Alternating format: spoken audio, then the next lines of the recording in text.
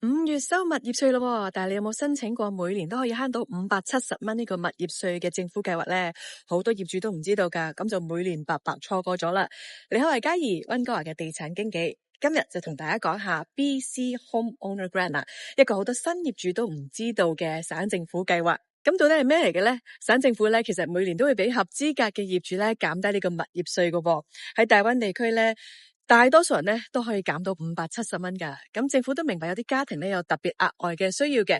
咁所以如果你係長者啦、退伍軍人或者屋企有需要照顧殘疾人士，係有額外支援，可以拎到845蚊嘅。每年都有，所以千祈唔好錯過啊！咁但係唔係買咗樓咧，政府就自動幫你扣呢一筆錢嘅，係要你每年主動去申請嘅。咁樣點樣申請咧？就係當你5月收到呢個物業稅通知書嗰陣時咧，你就要上網去省政府網站嗰度申請就得。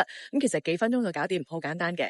咁今年嘅截止日期咧就係2026年嘅7月3號。而資格方面咧，你嘅物業需要係你嘅自住居所，而估價咧係需要喺200萬零75000或以下嘅。咁所以記得今個月 check 下自己郵箱，因為收到呢一個報稅單就即刻上網申請，確保自己唔好白白錯過呢筆錢咯。如果覺得呢個 video 有用，就 share 俾身邊啲業主朋友啦。